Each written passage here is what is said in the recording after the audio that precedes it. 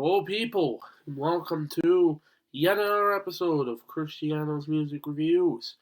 And today we will be reviewing legendary alt metal supergroup A Perfect Circle's second studio album, 13th Step. And you may be asking, why are you choosing to review this specifically? Well, that's because I got to see them live for their Sasanta tour with Primus and Lucifer, another Maynard James Keenan side project. And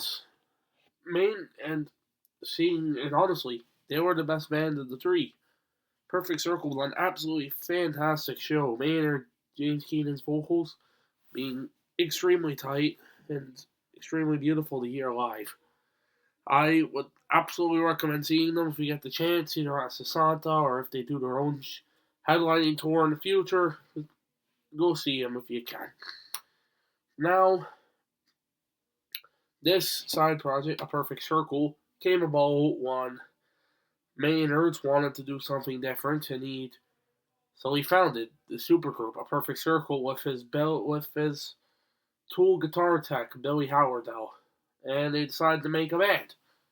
And that was the start of A Perfect Circle being a band. Good band too. I'm very, very happy because their music takes a lot of influence off of Tool, but makes it more accessible for the masses. And I like it a lot. Good band, great live show. Absolutely check them out if you haven't at this point. Now, as routine, before we actually get into the review, gotta look at the CD, and the green CD with their logo, which ironically, the irony of it all is that it's not a perfect circle. Nice and clean disc, just the way I like them. The under tray art, this circle of slugs and this woman, very intriguing. The signature Maynard James Keenan weirdness. And here's the booklet with a fascinating little word puzzle in it, which I like a lot. It's very cool, not just a regular lyrics booklet. This whole big page, and then a bit of a note dedicated to his mom in here, who unfortunately passed away just before the release of this album. And some thanks to the members: Billy Howardell, Maynard James Keenan, Josh Freese, and Jordy Osborne White, the bass player, and James Iha, the other guitarist for A Perfect Circle. And yeah, they were a lot like John Freese, especially session drummer, so they had a very revolving door in terms of lineups. But that is the lineup for this specific album, just to avoid confusion with everybody here. Now, to get into the actual musical contents of this record. And we start with probably my favorite album opener from the band, The Package. And if you like build-ups in metal or rock, just a build-up, you're going to love this song. It's slow, whispery vocals from Maynard on this song, Maynard James Keenan. And this slow, everyone comes into play after a while, and then it all builds up to this heavy, catchy guitar riff from Billy Howardell. And it's just absolutely fantastic song. My favorite album opener, a great way to start a fantastic album. Then from that, you get into Weak and Powerless. This is my favorite A Perfect Circle track by a little bit. And it's just, the vocals. The vocals are absolutely beautiful. It's catchy. Great riff. It's not hard, it's not heavy, but it's a nice melodic, atmospheric riff, which really accompanies the vocals on this song. And yeah, it's catchy, it's great. This is my favorite song on the album. 10 out of 10 track. Absolutely fantastic. Next is the Noose. Another song reliant on that build-up formula, which A Perfect Circle really like to use. And just another fantastic everybody eventually comes into frame, just the guitars, the drums, the bass, and then Maynard James Keenan's whispery vocals to start the track. Everyone just, and then it booms into a guitar riff when Maynard bellows out the chorus again. It's, again, another fantastic song. Next is Blue, which is a song that doesn't have a build up. It's not complex like the Noose or the Package, but it's it's a very straightforward to the point but catchy song. Again, another chorus which you're gonna have stuck in your head for a long time. It's nice, atmospheric, it's floaty.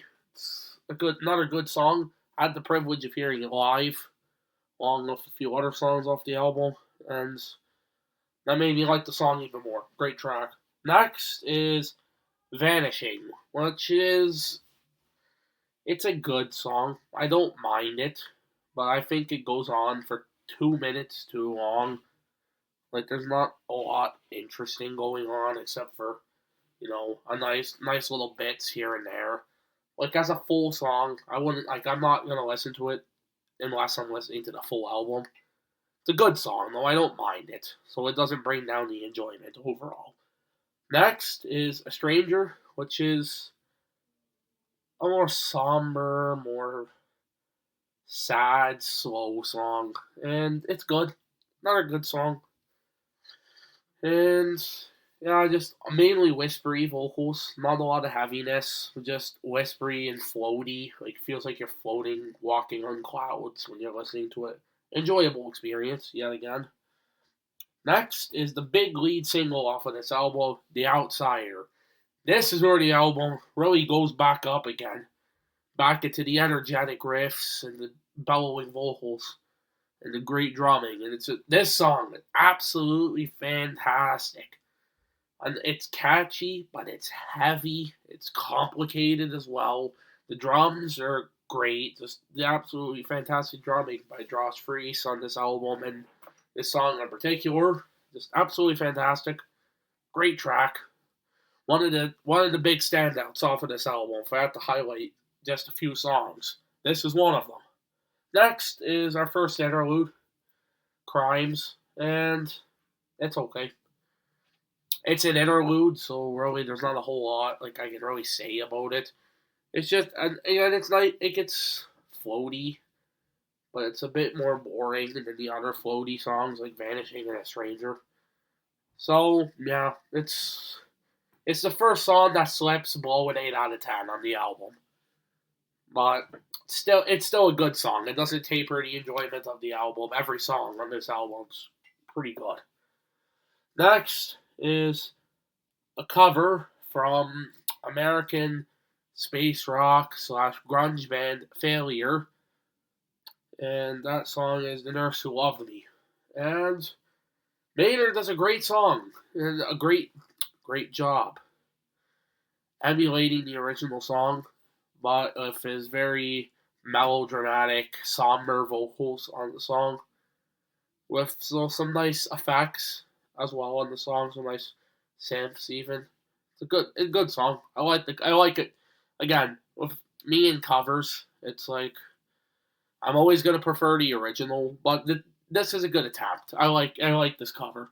Next is Pat, and this is my second favorite song on the album. That riff, that opening riff from the beginning is gonna get stuck in your head. It's gonna make you bang your head, guaranteed. If you don't bang your head at this, I don't know. There's something wrong with you. You don't like this band. I joke, but still, great song, and the changing between the slow and soft, melodramatic verses from Maynard James Keenan, his vocals mellow, soft on the band, and then just booms back into this riff by Billy again. Just booms back into the riff, in and out constantly though. It's very in and out, and it's a good song. It's a bit of a trip at times, but it's a very good and catchy song. Yet again, they're very good at making songs that are complex and complicated and out there, experimental, but also making them catchy and digestible for the average listener. It's a nice experience, really. Next is my least favorite song in the album, Lullaby. It's just another interlude, but this album is so good that I can't really choose a full song as least favorite. So it's gotta be this. It's just Maynard saying "Go Back to Sleep" for 2 minutes over kind of nothing really. It's just supposed to be an interlude, a bit of a spooky thing. It's okay though, but I absolutely want to listen to outside the album. Kind of boring, but it's okay. It's not horrible, but it's my least favorite for sure. And then next, the big grand finale of the album, Gravity. And it does a good job of feeling like an outro to like even like a book or a story or something. Like you know it's the end. Just the big, grand, masterful finale of this fantastic, essential alt metal album for me. Great song. Again, another great song. Some nice atmospheres in here, some nice riffs. Great drumming again. The drumming on this album is insanely consistent. It's one of my favorite drum performances on an album for me. And yeah, just another great song. Another 9 out of 10 track. And my final thoughts is this is a 9 out of 10 album. Not 9 out of 10 sounds like a fair rating for this album. 4 standout songs. Weak and Powerless, The Outsider, Pet, and The Package. Those are my 4 standouts if you want to dip your toes into this masterpiece of an album before you give it a full front to back listen. Which I would absolutely recommend. This is one of those albums where I absolutely recommend just popping it on, on either CD or your Spotify and just listening to all of it because it's worth it and you'll like it. If you like Tool, then you're going to like this. So, for any Tool fans out there and somehow haven't listened, listen to it. Even people who haven't heard of Tool, just listen to this album. Fantastic, hands down. 9 out of 10 record. Yeah, good stuff. Well, I'm glad to have reviewed yet another album with you guys. And if you like the video, give us a like and subscribe. Turn on the notification bell so you can get notified over any new vids. Comment below any albums you'd like me to review, and I'll do my best to review them all for you guys. And yeah, that's it. Have a good one. Keep jamming out to more music. Tell me what you think of the album in the comments. See you soon, guys. Bye.